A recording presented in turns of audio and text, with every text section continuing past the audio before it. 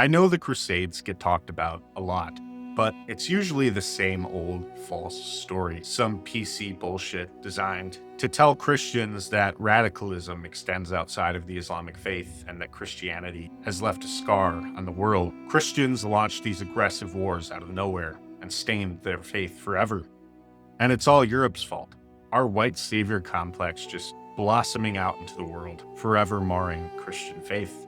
But when you actually take a look at the timeline, the real history leading up to it, it doesn't look like that at all. It looks like a long, brutal series of conquests that ripped through the Christian heartland for centuries, before anyone in the West finally pushed back.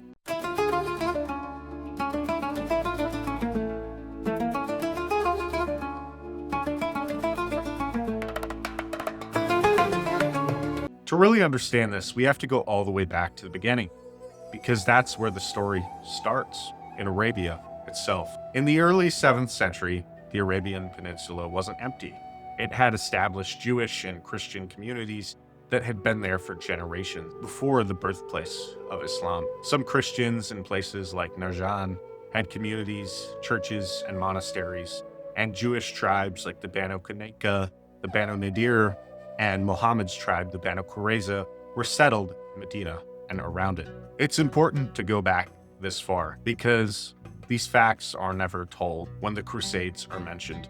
Muhammad starts preaching around the year 610, and initially there's an agreement in Medina, the so-called Constitution of Medina in 622, that's supposed to allow everyone to live together under certain rules, but that doesn't hold. In 624, after some tensions and accusations breaking neutrality, the Banu Qunayqa are besieged and their forts surrender. The entire tribe is expelled from Medina and their property is confiscated. The next year, in 625, the Banu Nadir faced the same. Besieged, their trees cut down around their settlements, and they're forced out with their lands taken. Then in 627, after the Battle of the Trench, where Meccan forces try to attack Medina, the Banu Qurayza are accused of negotiating with the enemy. Muhammad has them besieged, and when they surrender, the judgment is harsh. According to the sources, between 600 and 900 adult men are executed in a single day, beheaded in the trenches dug in the Medina marketplace. The women and children are taken as captives and enslaved, distributed among the Muslim men. That's hundreds of families destroyed in one go. Christian communities weren't spared either. In southern Arabia, in places like Najran that had a significant Christian population with a famous cathedral, Muhammad sends forces there, demanding heavy tribute, the jizya tax, a tax on non-Muslims living in Muslim lands, often exceeding 50% of one's income and making it basically unbearable to live there. This essentially forces submission. Some convert under pressure and others pay to stay. And towards the end of his life, in 632, on his deathbed, one of his reported final instructions is to expel all Jews and Christians from the Arabia Peninsula, leaving only Muslims. Arabia, which had diverse religious communities, becomes religiously cleansed over the following years. Churches and synagogues disappear or are abandoned. That's the starting point. No room for the people of the book in the heartland. The religion of peace doesn't seem so peaceful at this time. Muhammad dies in 632, and immediately his successors, the Rashidun caliphs, turn this into a massive expansion. It's not defensive, it's offensive conquest on a scale that changes the world map forever. Abu Bakr deals with internal rebellions first, but by the time Omar takes over in 634, the armies are pouring out. Let's go through this step by step, region by region, because this is what gets lost in modern storytelling, and this is what Christians need to tell those who would use the Crusades as a weapon against Christianity. The first target was the Byzantine Empire's territory in the Levant and Palestine, the very birthplace of Christianity. In 634, Khalid ibn al-Walid leads armies into Syria. They win that year, killing thousands of Byzantine troops. Damascus is besieged and falls in 634, the city of Paul the Apostle.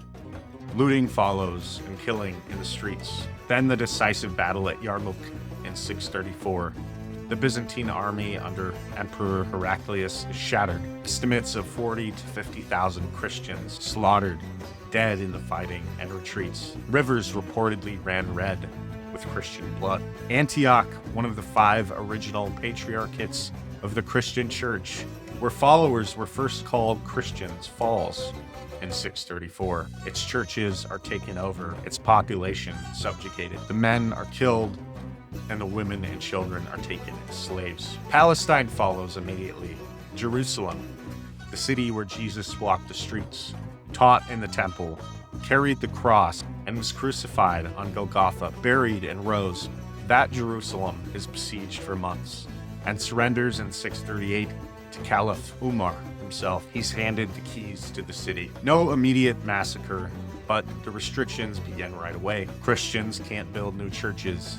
They have to pay the jizya, religious tax, and give way to Muslims in the streets. And over time, the holy sites see Muslim structures arise, like the Dome of the Rock later on the Temple Mount, where Jesus was said to be crucified. Pilgrims start facing harassment and danger on the roads. Next was Egypt. This is huge. Egypt had one of the oldest and largest Christian populations of the world, the Coptics, tracing directly back to the Apostles. In 639, Amir ibn al-As invaded with a relatively small force.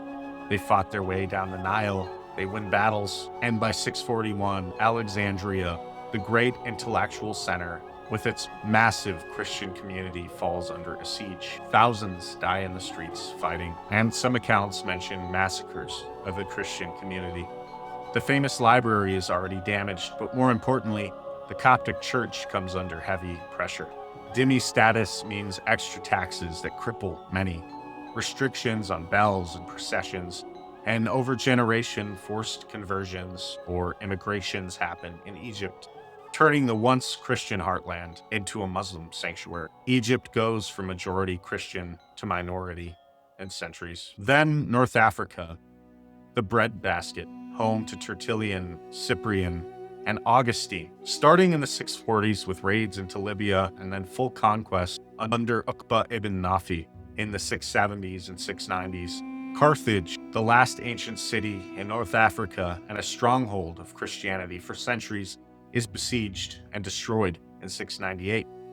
The local population, mostly Latin-speaking Christians and Berbers, some already Christianized, fight back in rebellions, but they're crushed. Cities are sacked. Women and children are enslaved and shipped to markets in the east, and the men are killed. By the early 700s, the whole coast from Egypt to Morocco is under Muslim control. And Christianity, which has flourished there for centuries, is slowly strangled. Churches turned into mosques, bishops exiled or killed.